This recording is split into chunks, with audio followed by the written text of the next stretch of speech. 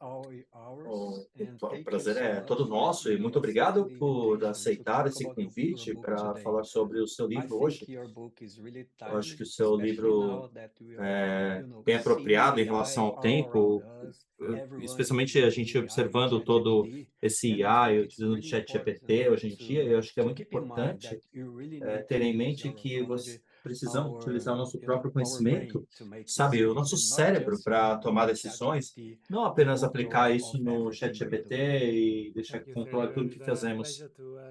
Obrigado, Sérgio. É um prazer conectar com toda a minha audiência brasileira. É um país que eu amo muito e é muito legal estar conectado com vocês. Obrigado por me receber. Stefano, a primeira pergunta, eu tenho um livro aqui. Estou borrado aqui no fundo, estou segurando na minha frente aqui.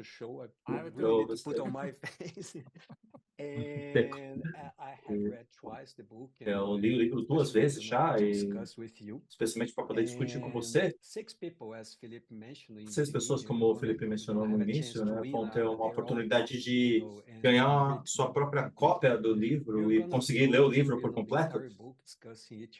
A gente não vai passar por o livro todo, né? Mas eu acredito que a primeira pergunta é o que inspirou você a escrever esse livro? Nós nos encontramos muitos anos atrás no negócio acadêmico, né? Eu era um professor assistente na época na Holanda e originalmente eu venho de estatística.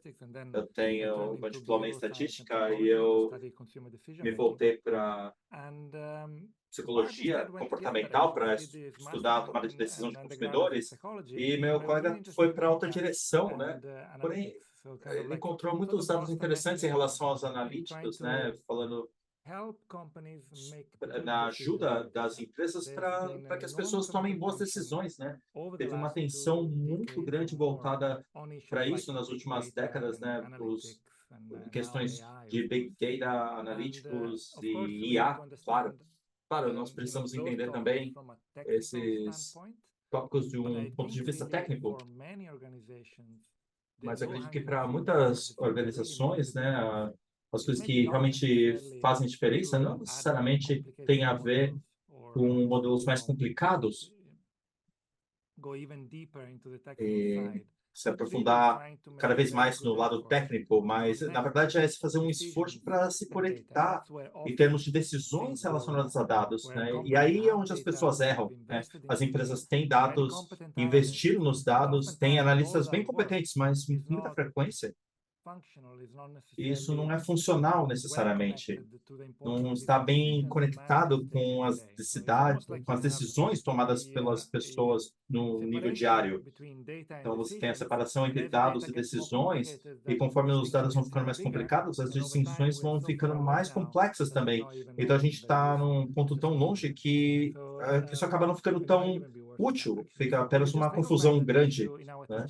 Então, a gente reconhece isso no nosso ensino e nós estamos ensinando os analíticos, né, ao longo dos anos, né, existiam alguns princípios úteis e alguns casos e histórias que ajudaram a unir esses princípios e resultando em alívio, né, para que as pessoas entendam o que isso significa e a importância disso. E a gente decidiu colocar isso no livro, né, e decidiu, ok, isso deve ser útil para as pessoas. É um livro curto, não é um livro para você passar dias e dias dele tentando se aprofundar nos detalhes de dados, né? É para ajudar as pessoas a alcançarem uma perspectiva, um ponto de vista, e também tem a inspiração e motivação para pensarem de forma diferente em relação aos analíticos. E o ponto que a gente tenta fazer aí é que a gente erra quando a gente pensa que as decisões devem ser levadas por dados. Isso deve ser oposto. Os dados são um meio para um fim. Elas estão ali para te ajudar. Então, as decisões, os dados devem ser levados por decisão né? É uma mudança de perspectiva que pode fazer muita diferença. Sim, é um livro curto, né? Mas temos diferentes exemplos e muitos casos diferentes de muitas indústrias diferentes, de muitos assuntos diferentes. E você também tem muitas referências de artigos acadêmicos, então, se alguém quiser se aprofundar, eles podem ir nas referências e aprender mais. Sim, sim, é o objetivo. A gente não queria nenhum livro com gordura, né? Eu queria um livro livre de gordura.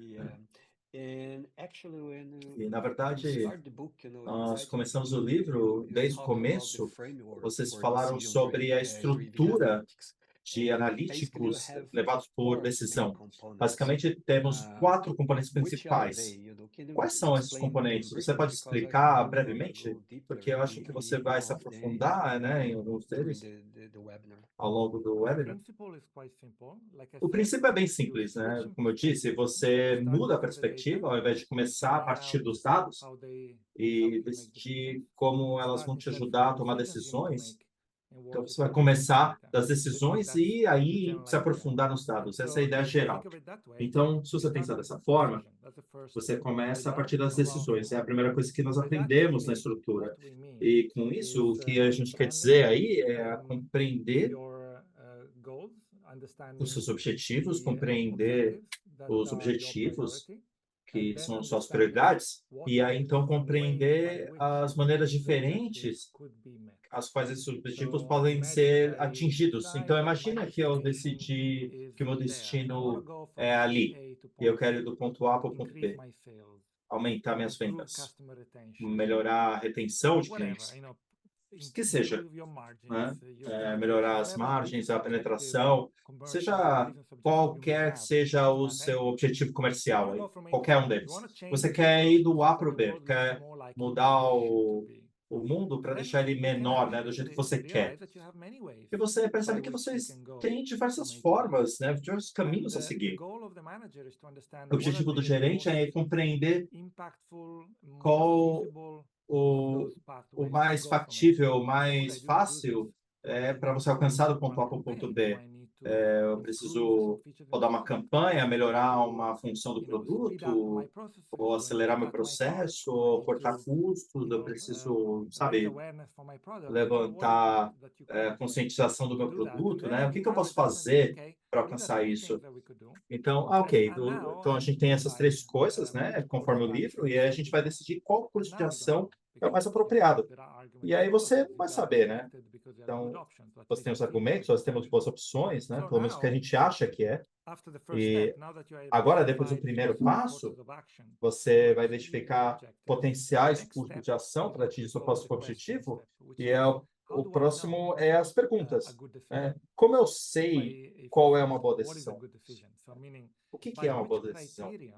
Quais os critérios, qual o benchmark aí eu devo julgar a qualidade de uma decisão? Em outras palavras, eu estou fazendo uma pergunta que me ajuda a rodar uma opção contra a outra. Basicamente, se eu conhecer os dados em relação a essa pergunta, ou seja, a resposta, eu vou saber qual decisão é a ideal. E depois do estágio de perguntas, aí a gente vai para os dados. Você vai falar com o analista, né? Beleza. Essas são os menus de opções, os critérios de classificação dessas opções. Agora me passa os dados para eu rodar essas opções. Em outras palavras, os dados, eles vão entrar no estágio quase final, né? Tem muito pensamento aí antes de coletar esses dados. E isso é algo que a gente não está acostumado a fazer numa organização. A gente começa com os dados, né? A gente tem um lago de dados, né? A gente tem, na verdade, um oceano de dados, né? Temos muitos dados. E aí você roda análises, tenta encontrar algo útil, e aí você vai falar, ok, deve ter valor aqui esse dado, né? Mas, com frequência, isso não funciona, porque as suas análises não estão amarradas com as decisões que você está prestes a tomar. Então, se você trabalhar dessa forma que eu sugeri, você vai acessar os dados antes de analisar, depois de analisar as ações de decisão, você vai estar numa posição que seus analíticos vão estar focados precisamente aí no que fazer. Os dados vão te dar uma resposta, então, você tem essa troca, né, entre utilidade e perfeito aí, né, em relação aos dados, né? Então você tem que pegar alguns atalhos aí, caso você não tenha esses dados necessários aí, né, na parte de analíticos, e aí você vai chegar no último passo, que é a resposta. Então, muitas coisas foram feitas corretamente, e se for esse o caso, você vai ter esse último passo final fácil. Então, você tem critérios, né, para opções no final, e você tem os dados para te dar esse critério. E o que você precisa fazer aí é só escolher o vencedor. Yeah, it seems so straightforward, but É, in parece ser general, bem simples, I né? Mas no think we geral, act eu in a acho different way. You que have, agimos de uma forma a diferente, data né? lake, a lot of data, Temos you um data start lake, muitos digging those dados, e data você and começa a se trying aprofundar to nesses find, dados, tentar encontrar some correlations and some uma causal correlação relations ou relações within those data. causais, né, Most dentro of the desses time, dados. what E a maior parte you do always tempo, are listening que people is você sempre ouve we das are pessoas é que data-driven nós decision. We somos have orientados data-driven por decision dados, making, né, the na parte data-driven de tomada de decision making decisão, process. então, So nesse here you are processo. talking about Então, aqui você está start the falando game without the data. de começar a So pensar sem os first, dados. Então, what primeiro, are the goals you have, and then the quais são questions you os should use objetivos to que você analyze tem the e as course of questões que actions you você deve have, utilizar para and analisar o only then curso de you're going to ações, work with the e data só então to você find vai the trabalhar com answers. os dados para So encontrar as I think respostas. one of the points, and there is Então, acho que um a dos session pontos aí, acho in the que tem first uma chapter seção aí no of the primeiro book, capítulo you do mentioned livro, that you have você mencionou things que upside você down. tem coisas de So ponta we're not cabeça, talking né? about, Invertidas. data-driven decisions, Você but não está falando das decision making decisões lideradas analytics. por I think dados, mas, that's a assim, as very different decisões way são of lideradas working with para os data. analíticos, né? Então, é uma forma nova de lidar com os dados, né? Sim, eu conheço completamente o desejo por trás da solução, né? Por trás dessa tomada de decisão em cima de dados, né? De certa forma, nós concordamos, né? Com dados, a gente consegue tomar decisões melhores. A questão é como a gente consegue conduzir isso num mundo complexo, né? Com muitas ambiguidades e pouco tempo, e muitos processos e muitos dados, ou a falta delas, né? De dados. Então, não é sempre da forma que você deseja, né? Então, você tem que tomar decisões nesse ambiente corporativo. E eu acho que nossa abordagem tem a vantagem de garantir que você está se investindo dentro dos analíticos corretos e respondendo as perguntas que você quer responder. E, às vezes, você não vai conseguir encontrar os dados que você quer, de fato. E tudo bem, sabe? Isso se encaixa para todo mundo, né? Não temos os dados que queremos, mas isso significa que você não deva tentar e não significa que você não vá ser útil, mas isso é melhor que nada. Porém, eu acho que nós conseguimos sim tomar melhores decisões em cima de dados. Esses analíticos liderados por dados não significa que não devemos focar em dados. Dados são muito importantes, mas eles são apenas um meio para o fim, não um fim em si. Então, nós usamos dados para produzir dinheiro, né, e para impulsionar os nossos negócios. And you also mentioned, that Sim, você também sometimes mencionou the que, data-driven às vezes, becomes the o preference data-driven taking se decision. torna a Could you decisão explain more about that? You have a case in the preferida. book. Yeah, I'm digging. Você tem um caso no livro, né? Você pode falar um pouquinho, né? É uma extensão aí, né? É uma discussão, né, de source code aí para muitas organizações, porque o que você está vendo aí é que em muitas situações os dados são utilizados como uma desculpa para justificar, basicamente, decisões que já foram tomadas. Imagina que você tem um chefe com uma visão, a gente tem que fazer algo se baseando em, sei lá, né, intuição, né? Mas aí o chefe está falando assim, faça o que eu digo e as pessoas não vão ficar felizes, né? Então, essa orientação por dados, né? Então, eu vou usar os dados para suportar o caso que eu quero criar aqui. Basicamente, eu vou alimentar a força esses dados para responder a pergunta que eu quero. Então, agora você tem algo aí que chama analíticas orientadas por pressão, né? Liderado por políticas. Então, você tomou uma decisão, você precisa, então, dar uma certa objetividade, né? Tem que parecer que está baseado em dados, né? Então, você vai pegar todos os dados que você quer para fazer o seu caso e você coleta, ou não tem outro dado que você teria escolhido aí, né? Então, isso pode ser convincente, né? As pessoas vão falar, nossa, olha que legal esses números, mas é uma forma muito ruim de tomar decisões. Então, você deve tentar, de fato, remover seu julgamento das suas preferências dos analíticos, né? Ou seja, os dados devem falar, não seus desejos. Então, às vezes você vai se deparar com uma situação que a sua opção aí não é a mais curtida, né? E você precisa estar preparado para aceitar isso, né? Você precisa de muita umidade intelectual aí, né, para aceitar isso. Então, você vai deixar os dados falarem, né, nesse caso. Às vezes é isso, né?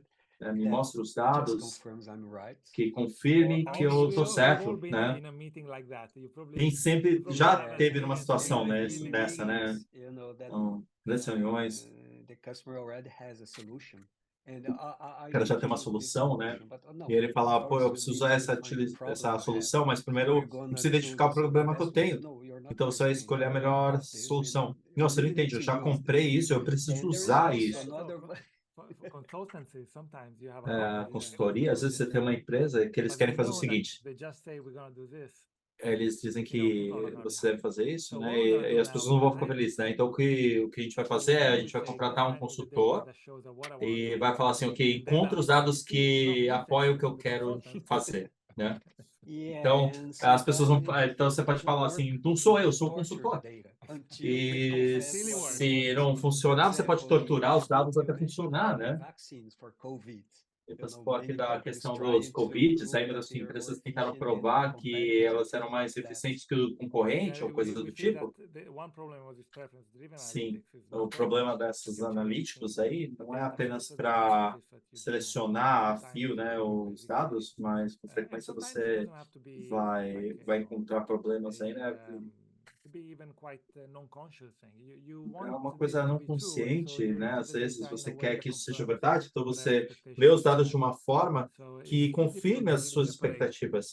Então é difícil separar seus desejos das realidades objetivas. E isso me ajuda, na verdade, ajuda os analíticos, as análises. É uma coisa que, né, você programar um jogo, né?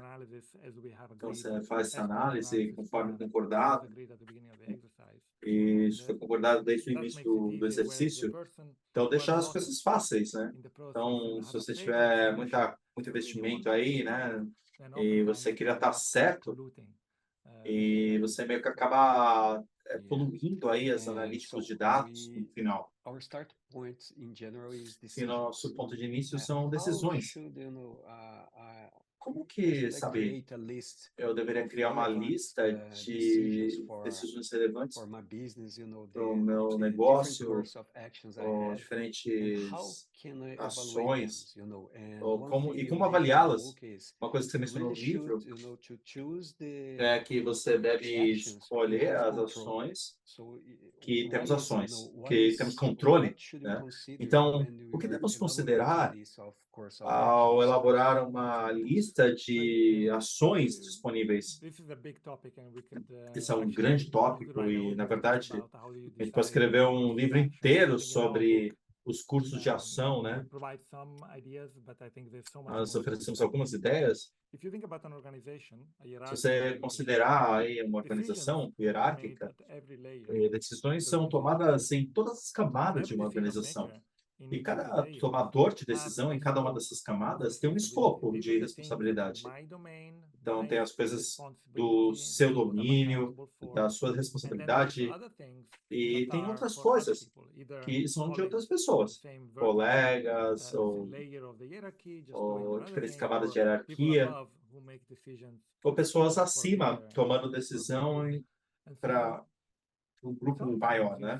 Então, às vezes, você vê os gerentes, eu já participei em reuniões, né, desse tipo, que as pessoas consideram cursos de ação, né, planos de ação, que eles não têm poder de influência. Então, imagina que eu seja um gerente com a função de melhorar a experiência de usuário, né? Então, uma dessas funções pode ser a qualidade do produto, né? Então, eu não sou um gerente de produto, então eu não tenho o poder de fazer isso. Então, eu não devo me preocupar tanto com isso. Então, se eu acho que a questão maior é para a retenção de clientes, é a venda de produtos ruins, então o que eu devo fazer é fazer um lobby lá em cima com o meu chefe e dizer, falar, ok, pessoal, vocês têm que dar uma olhada nisso, né? Mas você deve pensar aí, né? Tipo, se perguntar qual o meu poder, né? Quais alavancas eu consigo mover aqui para gerar um resultado? Então, vão ter outras coisas que você pode achar que é importante, porém não fazem parte das alavancas que você vai mexer aí, né? Então, você tem que falar com as pessoas acima de você na organização para aumentar a relevância daquela questão e conseguir resolver coisas que não estão no seu domínio. Então, você está perdendo tempo se você fizer o contrário. Sim, então você precisa saber de fato qual plano de ação estão dentro do seu controle e também qual o impacto desse plano de ação, né? Que tipo de resultado você vai trazer para o negócio. Então, existem diversas maneiras de fazer isso. E você falou também sobre ter uma visão mais ampla na seleção de planos de ação, porque às vezes as pessoas têm alternativas tão estreitas, né, que elas não consideram outros planos de ação, né? Sim, tem a ver.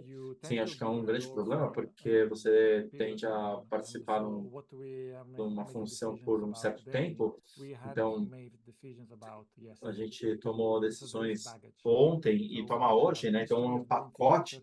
Logo, temos um histórico de tomar decisões de uma certa forma e a indústria toma decisões de outras formas também, né? Então, a gente pode ter aí o estreitamento do nosso horizonte e pode limitar a forma que fazemos algo. Às vezes a gente pode ter outras formas de fazer isso. Às vezes estamos muito consumidos pelas nossas experiências, hábitos, e o que as pessoas ao nosso redor vão pensar. Então, uma coisa muito crucial no primeiro passo, né, dentro do livro, é aceitar as diferentes perspectivas, né?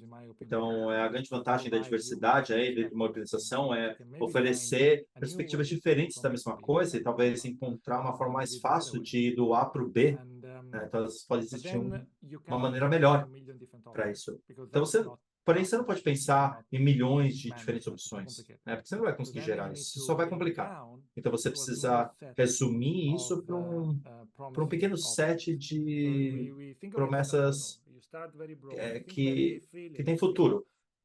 Então, pense no fracasso, pense no como podemos fazer para alcançar isso, pense fora da caixa, né, para causar esse equilíbrio, analise os inventórios, né, e avalie, né, se isso não vai funcionar, se vai levar muito tempo. Esse aqui tem baixa probabilidade de funcionar, já temos dados em relação a isso no passado que mostra que não funcionou antes. Então, às vezes não precisa ser uma combinação tão grande, né? Pode ser simplesmente o fazer por fazer, né? Então, nesse ponto, a gente vai, então, trazer analíticos sobre os tipos de dados para ajudar-nos a compreender qual a melhor estratégia. Então, às vezes você vai ter os dados do sistema, às vezes não. Então, você precisa entrevistar isso através dos seus clientes ou buscar isso na internet, ou você pode ter um analista aí para apoiar suas decisões, né? E, basicamente, você quer as decisões aí que são adversas no escopo. Você tem opções de decisão que vão causar impacto, né? Que vão causar diferença. A gente notou isso como um problema em muitas organizações e temos que ser conservadores muitas vezes, né?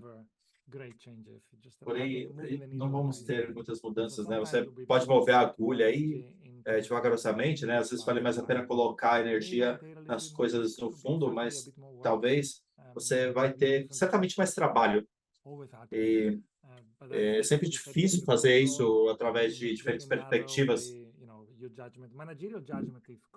O julgamento gerencial é crucial.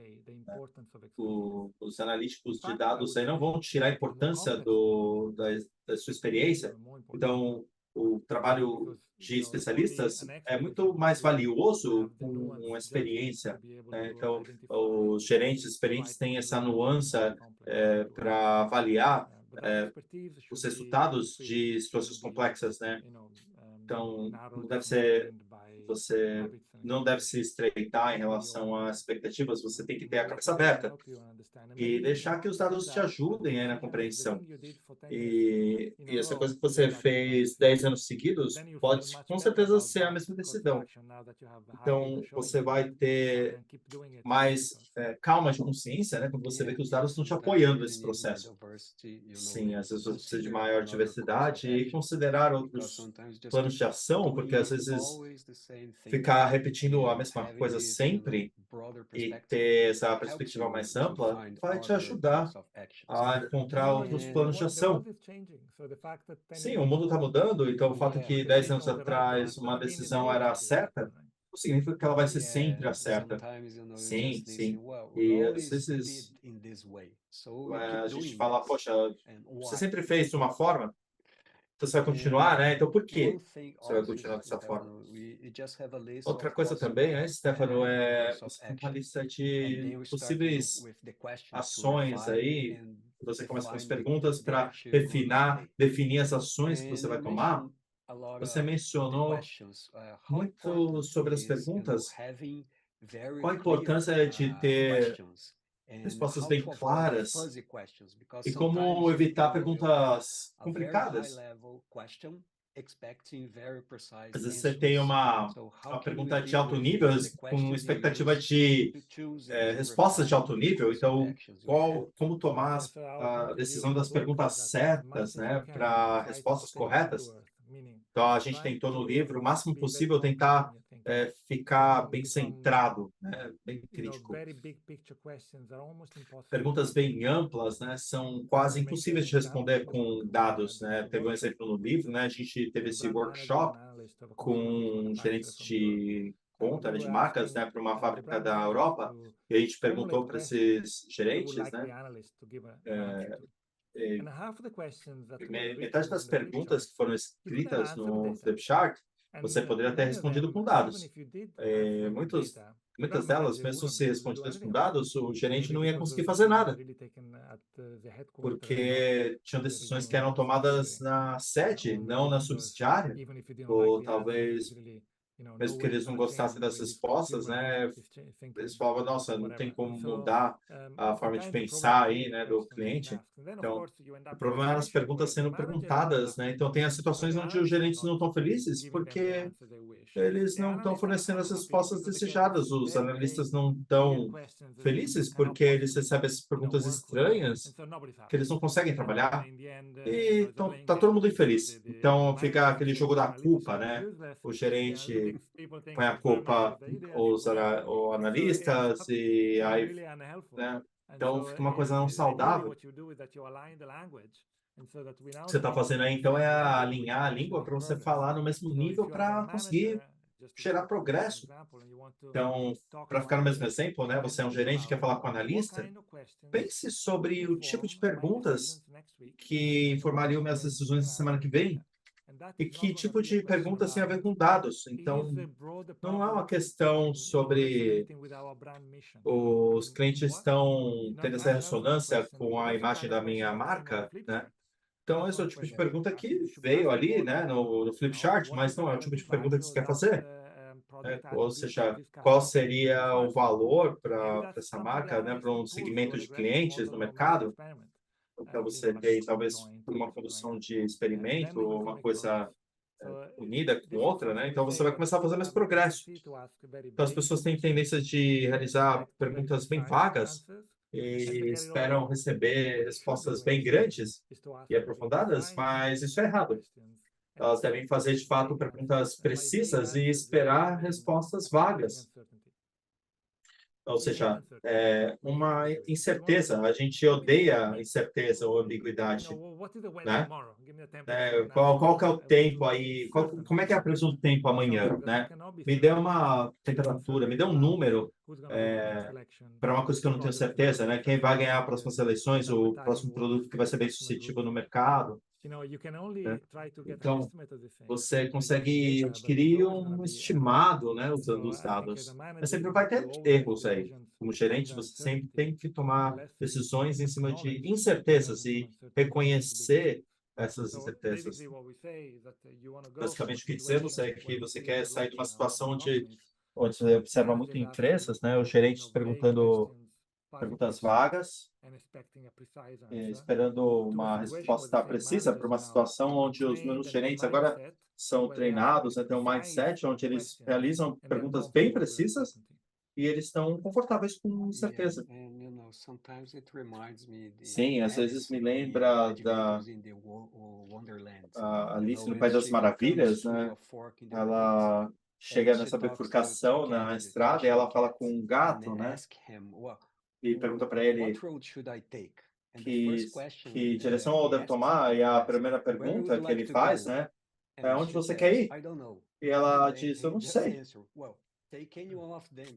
Então, ele fala, escolhe qualquer um, porque não importa, né? Se você não sabe para onde você vai, qualquer caminho pode ser usado, né? Sim, essa é uma ótima história, na verdade, né? Eu amei isso, porque isso nos leva para o mundo que a gente estava falando antes, né? Você precisa apenas começar, né, o caminho, né? Onde você precisa, onde você quer ir, né? Você precisa ter isso bem definido, né? E você pode buscar esse objetivo fazendo duas coisas. Usar os dados para compreender, né, como priorizar esse tipo de coisa. Sim. E falar em relação às perguntas, nós falamos sobre dois tipos de pergunta. A pergunta factual e contrafactual, né? Quais são elas e quais você deve utilizar para escolher nosso plano de ação? No livro, o ponto geral que nós tentamos fazer é que se você não fizer essas analíticas, né, de decisão, muitas vezes você vai acabar respondendo perguntas erradas se basear apenas em dados, né? Então, você acha que está respondendo, mas você vai muitas vezes estar respondendo a pergunta errada, que vai te levar para uma resposta errada. Então, temos diversos casos que ilustram esse problema. O que você está salientando aí é muito interessante nessa distinção, né? Temos perguntas factuais e contrafactuais, né? Às vezes eu quero saber um fato sobre algo que vai acontecer no futuro ou algo que já aconteceu, né? Então, eu quero estimar uma quantidade. Por exemplo, imagine que você é um gerente de operações. Você está administrando a sua fábrica, né, de forma boa, está tudo rodando bem, né, em relação à manutenção. Então, você quer saber quando que uma máquina específica precisa de reparos ou manutenção. Isso é crucial para tudo. Especialmente se for uma linha aérea, por exemplo, você não quer que os aviões comecem a cair do céu, né? Então você quer saber quando você precisa fazer tais coisas. Para fazer isso, você precisa de modelos preditivos. Eles vão precisar de dados que vão te ajudar a realizar uma previsão em relação à quantidade. Então, vamos voltar para a fábrica aí, né?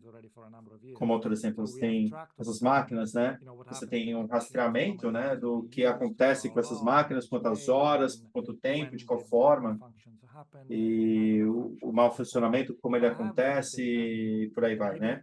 Se você tem todos esses dados, você fala com o fabricante isso, e você pega informações desse tipo do fabricante, a gente usa um modelo de preditivo, talvez algo não tão complicado, mas um modelo que vai me fornecer, né? Você vai inserir os inputs, né? Quanto você está utilizando a máquina, quando eu comprei, quando você faz a manutenção. Então, você vai perguntar qual que é a probabilidade de problemas, né? Quando isso vai acontecer. Você consegue preparar a máquina antes dessa falha acontecer, né? Então, fazemos isso o tempo todo. Precisamos gerenciar tudo isso, antecipando o futuro. Então, essas perguntas factuais são bem importantes, né? Por exemplo, você quer garantir um fluxo de caixa constante, né? Então, você precisa fazer um preditivo de custos, margens, tudo que está girando em torno do dinheiro para garantir que as suas vendas ocorram de forma contínua, né? No entanto, tem outras perguntas que são importantes, né? Essa questão aí é o tipo de pergunta que a gente chama de perguntas contrafactuais, né? Então, você não está tentando apenas antecipar o futuro se baseando nos impactos, né, impostos hoje, você está tentando compreender de fato o que vai acontecer quando eu mudo algo no mundo. Agora eu projetei uma intervenção, talvez seja uma campanha, né, de propaganda, ou uma oferta promocional, ou sei lá, algo que eu esteja planejando fazer para melhorar os meus objetivos de negócio. Então, a minha pergunta se torna agora, né, o que vai ser o delta, a mudança da minha intervenção? E é uma pergunta bem diferente. Então, você consegue prever o que está mudando e você usa o passado para prever o futuro. Então, você usa a informação desses clientes sobre clientes diferentes, né? Então você vai fazer algo diferente. Então, você está querendo virar uma chavinha, né? Fazer uma mudança agora. Você quer saber, então, quais os efeitos disso?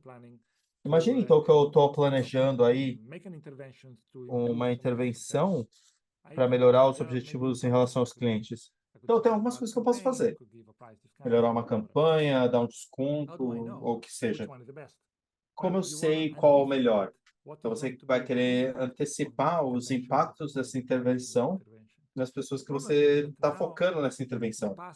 O problema aí é que o passado não pode ser bom para o futuro, né? Você vai querer fazer outra coisa. Então, tipicamente, a gente vai precisar de experimentação. Uma forma de imitar essa ideia aí para mudar o mundo, né? Então, você tem testes aí randômicos, então, condições controladas, né? Com pessoas para ter esse tipo de tratamento. Então, metade vão ter descontos, metade não vai ter, né? Ou por aí vai, né? Então, o que vai acontecer com os dois grupos? E aí eu consigo estabelecer pelo menos uma estimativa dessas mudanças. O problema é que em muitas situações as pessoas se confundem com os dois tipos de perguntas. Elas estão tratando perguntas contrafactuais como se fossem perguntas factuais. Por exemplo, você pode ver, então, isso na propaganda. Então, temos o exemplo do Journey, né? Sim, a gente fala muito da Journey, da churn, né? Imagina que você quer realizar uma intervenção para diminuir o churn dos clientes, né? Então, as pessoas estão criando modelos analíticos para dar uma estimativa do tipo de clientes que vão ter uma probabilidade de sair, né? Gerando churn. Então, você quer fazer algum tipo de intervenção objetiva para as pessoas que têm o maior risco de churn, né? De sair, né? E isso é errado. O que você deve fazer, na verdade, é observar aí, né? Eu quero fazer uma intervenção e eu quero saber, então, eu não consigo dar isso para todos, né? Então, o que eu quero fazer é dar isso às pessoas para onde a gente vai ter a maior intervenção. Eu não quero vender isso para uma pessoa que tem um risco maior de rotatividade. Eu quero oferecer isso para uma pessoa que tenha mais intervenção, né? Todo mundo tem uma probabilidade de rotatividade, né? De deixar a marca, né? A questão é para quem eu devo enviar. Então, a gente nunca fez essa intervenção, então você não vai saber quais dados utilizar. Então, a gente realiza um piloto para estimar o tipo de intervenção diferente dos tipos clientes, né? E você vai aprender sobre os impactos de intervenções em pessoas. E agora eu vou enviar para as pessoas onde o delta é maior. Então, pode ser que a gente tenha aí um número maior ou menor, né? Sabemos. Mas o fato que você está dependendo dos analíticos preditivos e já enviando para as pessoas com maior rotatividade é um exemplo bem clássico dessa pergunta contrafactual. No livro você tem duas empresas com probabilidade de intervenção ou não, e os resultados são completamente diferentes de uma empresa para outra. Na primeira empresa, quais são as com menor probabilidade de ter rotatividade, né, com melhor resposta, e a outra empresa fez completamente o oposto. Então, precisamos, de fato, realizar esse tipo de experimentação para selecionar o melhor plano de ação. Sim, talvez dentro do contexto, a pessoa com menor probabilidade de deixar a marca, né, são as pessoas que esqueceram que estavam pagando por elas, né? E então você manda um e-mail, as pessoas falam, nossa, peraí, eu estou pagando por isso, elas decidem cancelar. Outra opção aí é, sabe, as pessoas que já estão felizes com o negócio, né? Aí você pode contatá-las, né? E você não sabe de fato. Então podem existir diversas coisas diferentes aí. De certa forma, o que a gente argumenta aí é que você quer alinhar aí os seus analíticos e a sua tomada de decisão. Então você tem uma pergunta aí, né? Você tem a tomada de decisão junto com a resposta de dados, né? E eu não devo pensar nisso de fato. Eu devo pensar na minha pergunta, intervenção e no piloto, e não no modelo preditivo para churn, né? Temos diversos usos para isso. Você deve ter sempre claro aí na questão de perguntas factuais e contrafactuais. Sempre, quando eu falo com as pessoas aí, né, de tomar decisões com dados, né, sempre que você se deparar com esse problema, comece se perguntando, né, uma pergunta factual e contrafactual. É bem informativo, né, o tipo de dados, o tipo de estudos que você precisa conduzir. Né? Sim, acho que é muito, muito importante. Às vezes você vai fazer o que está escrito na Wikipedia, né? As melhores práticas, sem levar em consideração o que funcionaria melhor no nosso negócio, né? Você mencionou também sobre os dados. No processo de analíticos, né, de orientados por dados, é importante saber como os dados são produzidos e como podemos utilizá-la para os analíticos, né, de orientação por dados e também relacionado aos dados, né, em geral, a gente sempre acha que maior é melhor. Você sempre precisa de Big Data para utilizar, para tomar decisões. É um ponto importante aí em relação aos analíticos, né? Nós amamos Big Data. Quanto maior, melhor, né? Eu entendo, porque é impressionante, né? Temos muitas informações, as decisões parecem ser tomadas em situações meta, né? Em relação a grandes dados. O problema é que quando você pensa na estatística em geral, você se depara com dois problemas diferentes. Um é uma questão de ruído e o outro é um problema de tendência. Então, para as pessoas que fizeram estatísticas aí, vocês têm a questão aí de confiabilidade e validez, né? Realidade. Então, você tem muito erro, muita incerteza e variância nos seus dados, então você quer evitar isso. Então, a tendência aí, né, você não ter a resposta certa para a sua pergunta, né? Você não tem uma precisão desejada. Então, você precisa corrigir esses problemas. Como corrigi-los? Uma forma é coletar melhores dados. E se você conectar dados bons, né, isso vai funcionar, mas vai funcionar apenas a reduzir a quantidade de ruído.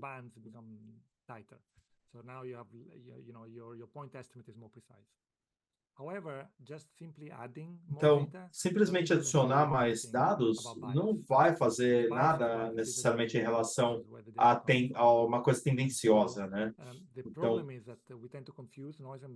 Então a gente tende a confundir, né? Então, quando a gente adquire maiores dados, nós tendemos a acreditar que as estimativas não têm menos ruídos, mas também temos menos tendência, né? Então, o primeiro é verdade, o segundo não. Temos exemplos no livro, né? Por exemplo, falamos sobre pesquisa acadêmica de um amigo dos meus, que basicamente mostraram gerentes, né? Eles levaram gerentes por uma simulação e falaram para eles que eles precisam tomar uma decisão em relação ao investimento e marketing. E uma opção que eles tinham é fazer uma pesquisa para esse portal gigante americano. Então, eles começaram a fazer estudos, né? Utilizaram ferramentas. Então, teve experimento e análises corretivas se baseando as pessoas que já anunciavam. Então, eles viram que esse estudo do Yelp não teve efeito. Então, e nessa condição, então, esse Yelp não teve um estudo muito grande, né? As pessoas acreditavam no estudo, né? Então, falaram, a gente não vai gastar dinheiro com marketing, mas a mesma condição nesse experimento, né? Para as pessoas que lideraram o mesmo estilo de agora, o estudo correlacional foi gigante, Big Data. E agora as pessoas acreditavam nesse estudo. Então, porém, a estrutura é a mesma, mas os dados eram meio tendenciosos, né? Então, o Yelp a gente teve melhor avaliação, talvez melhores recursos, né? Então, podemos ter muitas razões, não precisa ser necessariamente uma causa e efeito, né, em relação ao desempenho. Então, apenas um exemplo, né, de adicionar tamanho né, de tamanho, né, não vai fazer os dados mais confiáveis. Pode ser que eles sejam, mas não vai ser tão válido quanto, né, as pessoas costumam acreditar, né? Então você é uma coisa que está descrita no livro, né? Você quer dado bom. Big Data, na verdade, pode ser dado ruim, né? Isso é péssimo, porque agora você está tomando decisões ruins com precisão, né? Você está precisamente errado, né? Isso é o pior. Eu concordo com você. Você precisa de bons dados para tomar decisões, dados apropriados para perguntas apropriadas. E falando das respostas, no geral,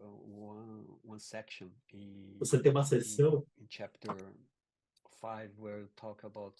no capítulo 5, onde você fala sobre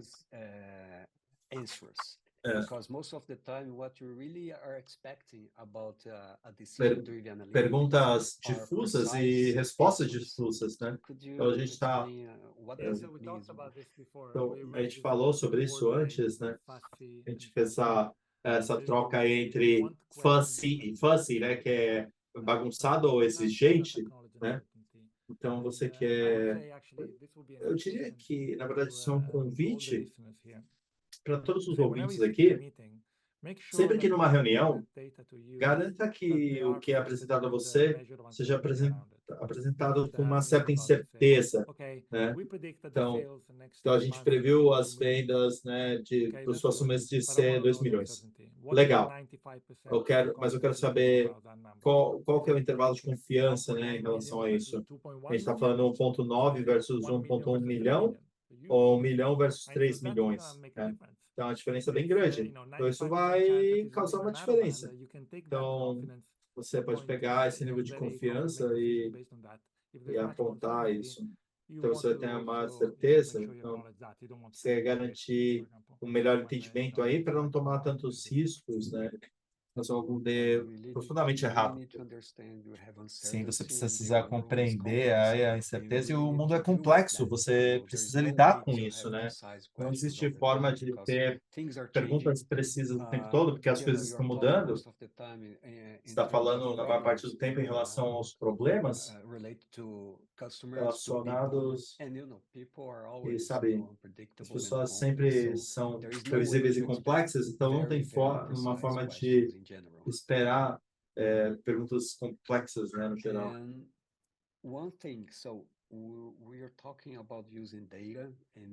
Uma coisa aí, então, a gente falou sobre utilização de dados e analíticos para tomar decisões, mas é sempre benéfico? O que deve ser considerado na utilização de analíticos ou não? No capítulo 6, né, dados para propósito, você tem 3 propósitos que você deve perguntar para avaliar se analíticos são bons ou não para a decisão que você vai tomar. Sim, o processo de analítico é uma forma que a gente prepara isso, consome muito, né? Você precisa pensar bastante, precisa extrair os dados, né? Então é um processo difícil, né? Requer muito trabalho. Então a gente argumenta no livro que não faz sentido fazer isso sempre. Você quer tomar decisões que valham a pena, né? Então é uma forma ruim de pensar em relação a isso, né? E isso pode levar as pessoas a problemas. Né? Então, uma coisa que a gente está falando no capítulo que você descreveu é que a noção de que os analíticos sempre são dessa forma. Né? Então, o nosso argumento é que, bom, não é bem assim. Muitas decisões a gente pode viver com essa certeza de não tomar a decisão correta ou importante, ou muitas vezes são decisões que são potencialmente importantes, mas não temos o poder de mudar as coisas. Então, tem um ponto aí. No geral, né, a gente diz que, basicamente, o que você quer na sua cabeça, você quer computar o retorno para o analítico, né? Então, é uma combinação da importância, do que importa, né? A decisão, gostar das decisões e o custo dos dados, e se for muito alto esses custos aí, né? Talvez não valha a pena para mim, e se for levar muito tempo, né? Talvez você não vá fazer isso também, né? Porque sempre tem outras situações, né? E você não vai precisar de dados, né? Ou você está desperdiçando talento aí, para coisas que vão valer a pena de fato, né? Sejam menos tendenciosas. Então, a ideia é as pessoas reconhecerem que isso é paralisante, né? Ao terminar de ler o livro, né? O que a gente argumenta no livro é que você precisa basicamente, né, reconhecer isso como um ponto-chave, né, do gerenciamento dentro de uma equipe, né? E avaliar se você tem que investir, o quanto investir em relação aos analíticos, né? Então, se baseando nos hábitos passados, ou uma coisa de julgamento, né? Então, a gente quer dizer aí no livro é que não seja intimidado por isso, não passe por todos os passos, né, necessários para todas as decisões, né? Porque você quer economizar esse tipo de processo, né? Onde as decisões são o que de fato importa. Sim, você precisa avaliar a importância da decisão que você está tomando e os custos que você tem. Eu acho que esse é o primeiro passo. Bem, nós sempre temos que falar sobre IA, porque o IA nos rodeia e o IA se desenvolvendo tão rapidamente agora. Qual que é o papel, né, a participação do julgamento humano aí nesse processo? Nós vamos ter o IA para tomar de decisão o tempo todo, né? Você tem isso no último capítulo do livro, certo?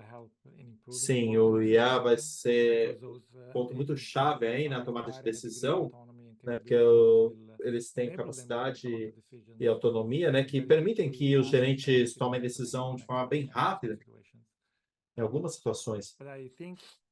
Mas eu acho que é importante perceber que a experiência humana é bem valiosa, então devemos tentar. Para muitas organizações, a competitividade, né, depende disso, né? Então, uma coisa que eu vi há algum tempo em relação aos analíticos e agora com o IA é que as pessoas tendem a pensar: agora o IA consegue fazer tudo isso, né? As pessoas pararam de pensar, né? Então, elas se desengajaram do processo de tomada de decisão. Eu acho que é um erro ruim. Na verdade, eu argumento que, né, com dados mais complexos, né, economia mais complexa, devemos pensar mais. Não é que o AI vai remover a nossa necessidade de pensar mais.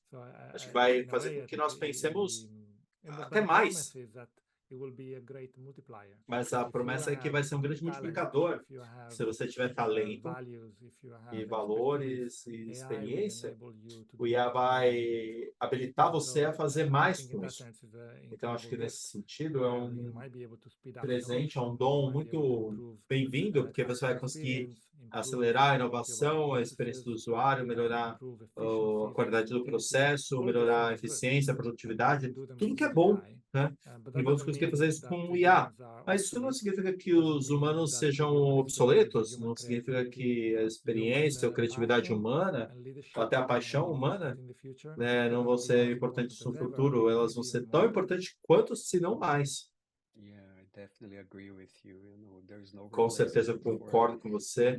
Não tem substituição para inteligência e julgamento humano. E qual é o seu conselho para um líder que gostaria que queira sair de que queiram ir para o Decision Driven Analytics, né? Então, bom, a primeira recomendação é ler o livro, né? Então, eles vão ter a oportunidade de ganhar uma cópia do livro aí. E, então, tentar pensar cuidadosamente sobre os processos de tomada de decisão dentro do seu grupo, para vocês poderem observar as distinções, né, que vimos hoje, né? Você tem as perguntas factuais e contrafactuais, né?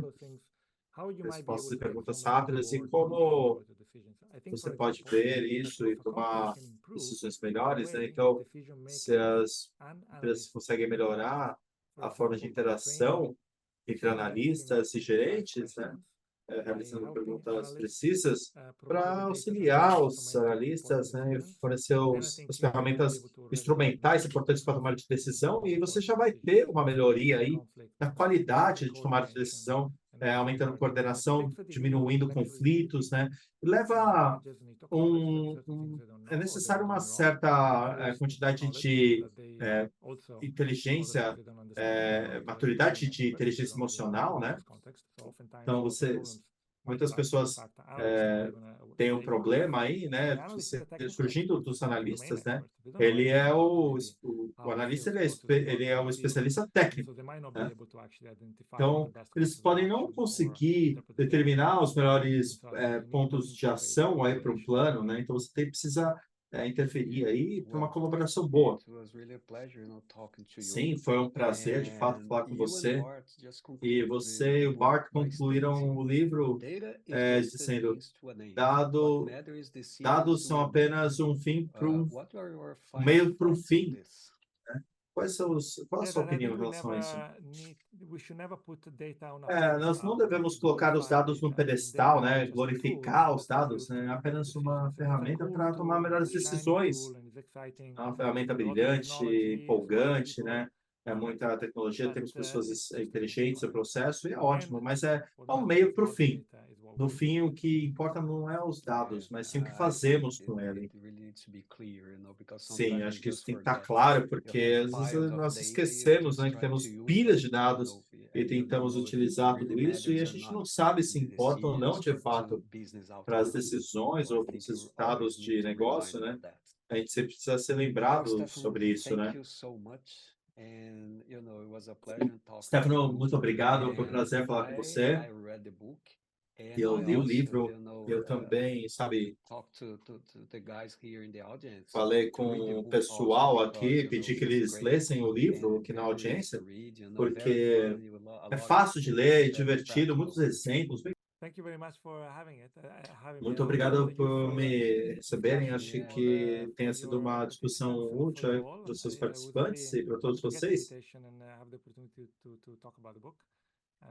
Foi legal poder falar do livro. Eu estou bem ativo no LinkedIn, nos analíticos aí, né, e diversos assuntos relacionados. Acho que é uma forma legal de